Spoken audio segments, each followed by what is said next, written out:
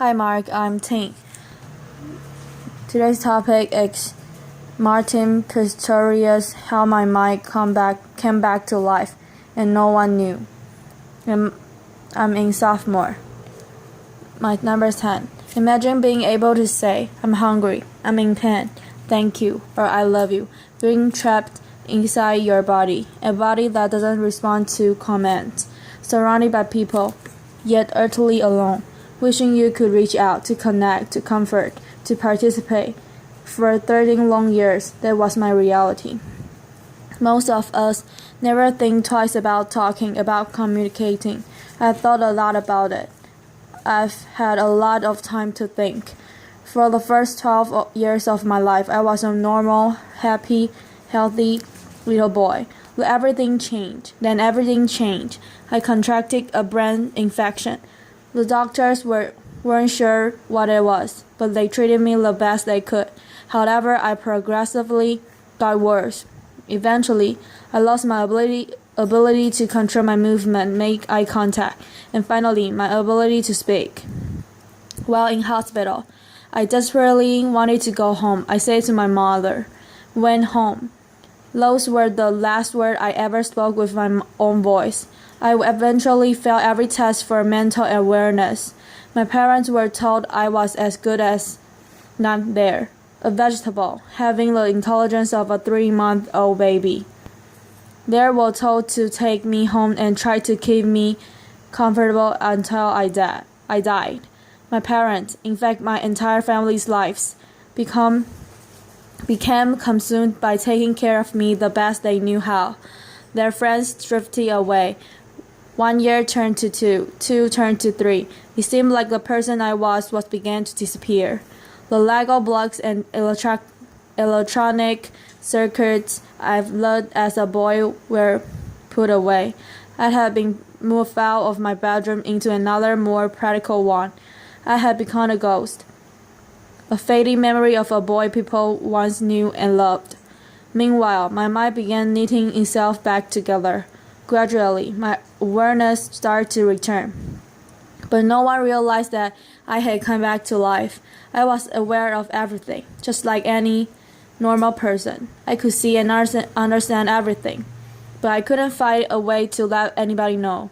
My personality was entombed within a seemingly silent body, a vibrant mind hidden in plain sight within a chrysalis. The stark reality hit me that I was going to spend the rest of my life locked inside myself, totally alone. I was trapped with only my thoughts for company. I would never be rescued. No one would ever show me tenderness. I would never talk to a friend. No one would ever love me. I had no dream, no hope, nothing to look forward to. Well, nothing pleasant. I lived in fear, and to put it bluntly, was waiting for death to finally release me, expecting to die all alone in a care home. I don't know if it's truly possible to express in words what it's like not to be able to communicate. Your personality appears to vanish into a heavy fog, and all of your emotions and desires are constricted, stifled, and muted within you. For me, the worst was the feeling of utter powerlessness. I simply exist.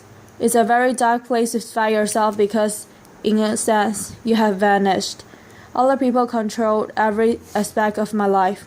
They decided what I ate and when, whether I was laid on my side or strapped into my wheelchair. I often spent my days positioned in front of the TV watching Barney reruns. I think because Barney is so happy and jolly, and I absolutely wasn't, it made it so much worse.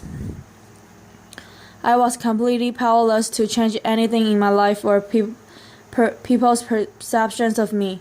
I was a silent, invisible observer of how people behave when they thought no one was watching. Unfortunately, I wasn't only an observer, with no way to communicate. I became the perfect victim, a defenseless object, seemingly devoid of feelings that people use to play out their darkest desires. For more than 10 years, people who were charged with me who were charged with my care abused me physically, verbally, and sexually, despite what they thought I did feel. The first time it happened, I was shocked and filled with disbelief. How could they do this to me? I was confused. What had I done to deserve this? Part of me wanted to cry and another part of me wanted to fight. Hurt, sadness, and anger flooded through me. I felt worthless. There was no one to comfort me. But neither of my parents knew this was happening. I lived in terror, knowing it would happen again and again. I just never know that. And all I knew was that I would never be the same. I remember once listening to Whitney Houston singing, "No matter what they take from me, they can't take away my dignity." And I thought to myself, who want to bet? Perhaps my parents could have found out and could have helped. But the years of constant caretaking, having to wake up every 2 hours to turn me, combined with them essentially grieving the loss of their son, have taken a toll on my mother and father. Following yet another heated argument between my parents, in a moment of despair and desperation, my mother turned to me and told me that I should die. I was shocked, but as I thought about what she had said, I was filled with enormous compassion and love for my mother. Yet I could do nothing about it. There were many moments when I gave up, sinking into a dark abyss. I remember one particular low moment. My dad left me alone in the car while he quickly went to buy something from the store. A random stranger walked past, looked at me, and he smiled. I may never know why, but that simple act, the fleeting moment of human connection, transformed how I was feeling, making me want to keep going. My existence was tortured by monotony, a reality that was often too much to bear. Along with my thoughts, I constructed intricate fantasies about ants running across the floor. I told myself to tell the time by noticing where the shadows were. As I know how the shadows move as the hours of the day passed, I understood how long it would be before I was picked up and taken home. Seeing my father walk through the door to collect me was the best moment of the day. My mind became a tool that I could use to either close down to retreat from my reality or enlarge into a gigantic space that I could fill with fantasies. I hoped that my reality would change and someone would see that I had come back to life. But I have been washed away like a sand castle built too close to the waves, and in my place was the person people protect me to be. To some, I was Martin, a vacant shell, a vegetable, deserving of harsh words, dismissal, and even abuse. To others, I was the tragically brain-damaged boy who had grown to become a man, someone they were kind to and cared for, good or bad. I was a blank canvas onto which different versions of myself were projected. It took someone new to see me in a different way, and aromatherapist began coming to the care home about once a week, whether through intuition or her attention to details that others failed to notice. She became convinced that I could understand what was being said. She urged my parents to have me tested by experts in augmentative and alternative communication, and within a year I was began to use a computer program to communicate. It was exhilarating, but frustrating at times. I had so many words in my mind that I couldn't wait to be able to share them. But sometimes I would say things to myself simply because I could. In myself, I had a ready audience, and I believed that by expressing my thoughts and wishes, others would listen too. But as I began to communicate more, I realized that it was in fact only just the beginning of creating a new voice for myself. I was thrust into a world I didn't quite know how to function in. I stopped going to the care home and managed to get my first job making photocopies. As simple as they may sound, it was amazing. My new role was really exciting but often quite overwhelming and frightening. I was like a man-child, and as liberating as it often was, I struggled. I also learned that many of those who had known me for a long time found it impossible to abandon the idea of modern they had in their heads, while those I had only just met struggled to look past the image of a silent man in a wheelchair. I realized that some people would only listen to me if what I say was in line with what they expected.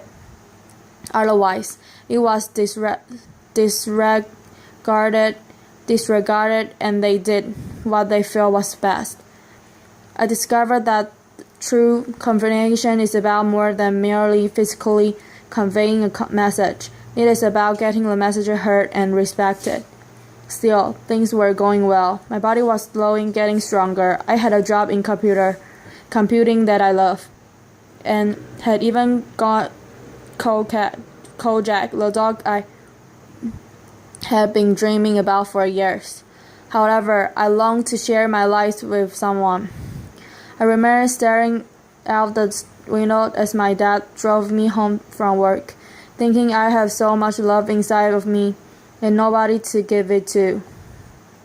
Just as I had resigned myself to being single for the rest of my life, I met Joanne.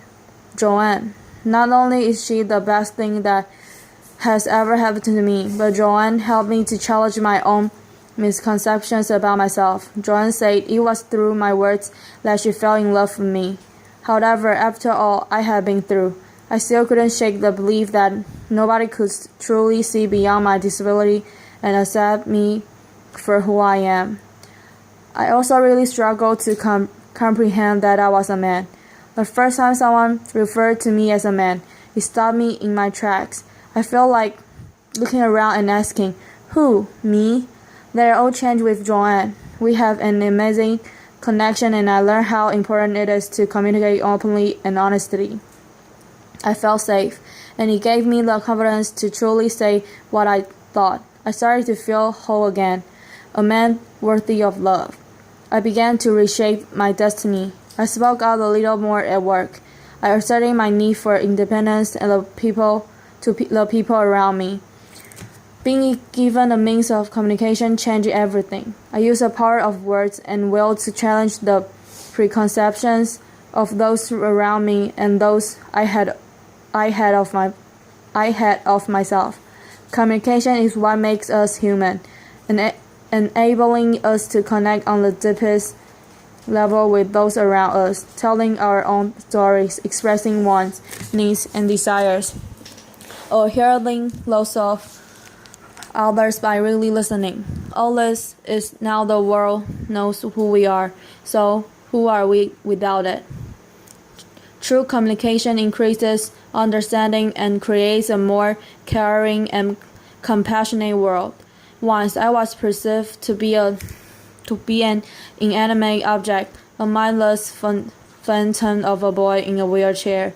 Today, I'm so much more: a husband, a son, a friend, a brother, a business owner, a first-class honors graduate, a keen amateur photographer. It is my ability to communicate that has given me all this. We are told that actions speak louder than words, but I wonder, do they? Our words, however we communicate them, are just as powerful.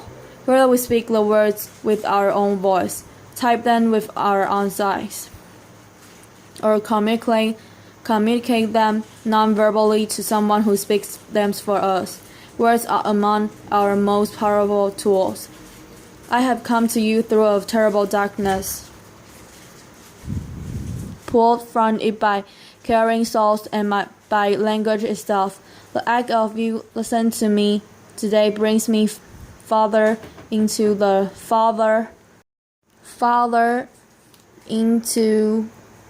light. We are shining here together. If there is one most difficult obstacle to my way of communicating, it is that sometimes I want to shout, and others sometimes simply to whisper a word of love or gratitude. It all sounds the same, but if you will, please imagine this next two words as warmly as you can. Thank you.